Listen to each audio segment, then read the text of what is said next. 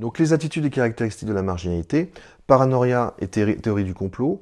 Donc là, c'est effectivement quelque chose dont j'ai déjà parlé avant, mais ça, c'est très caractéristique de la marginalité.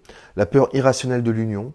Donc finalement, se mettre en couple ou bien être au sein d'un groupe, ça va provoquer une espèce de méfiance a priori qui va être difficile, qui peut être difficile à rationaliser ou à convaincre avec de la logique. On aura du mal à convaincre avec la logique quelqu'un qui est en positionnement grégaire, même si la logique peut l'aider finalement à prendre du recul avec cette sensation, ce positionnement grégaire. Méfiance a priori est généralisée envers l'autre. Donc l'autre, quand je ne connais pas, par exemple, il va plutôt se méfier a priori, plutôt que de faire confiance. Et c'est quelque chose qu'on va retrouver généralement dans l'attitude de la personne ou dans ce qu'il peut évoquer. Tendance à dire facilement non aux propositions. Donc la marginalité, tout comme la dominance, a tendance à dire non d'abord, pour se protéger, parce qu'on ne fait pas confiance a priori, même si après, quelqu'un qui a de la marginalité, un peu de recul, peut dire « Attends, je suis peut-être emballé à dire non, peut-être que finalement cette offre ou cette proposition n'est pas si mal que ça. » Distance physique avec l'autre, donc on repère vraiment la personne qui a de la marginalité ou son besoin qu'il peut avoir de rester en dehors du groupe, de sortir du groupe.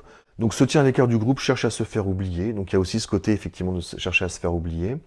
Sensation de non-appartenance au groupe et d'incompréhension. Donc ça aussi c'est très, très caractéristique.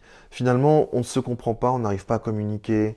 Vous êtes dans vos croyances, dans vos trucs, mais vous ne comprenez pas vraiment ce qui se passe, puisque le niveau de sensation finalement nous fait dire, quand on a de la marginalité, que de toute façon il y a anguille sous roche, il y a quelque chose qui est pas clair, ça va pas aller, etc. Et donc c'est pas basé sur des observations concrètes, mais basé vraiment sur la sensation.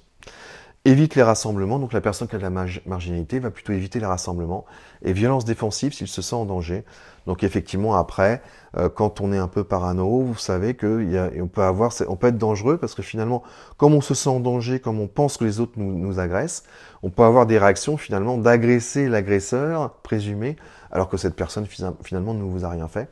Donc la paranoïa en psychiatrie, c'est quelque chose qui peut être très très problématique, très dangereux, parce que le délire paranoïaque, c'est quelqu'un qui peut tout d'un coup avoir l'impression que vous êtes en train de lui faire du mal ou d'organiser un complot contre lui, et qui peut vous agresser parce que il est persuadé que vous voulez lui faire du mal.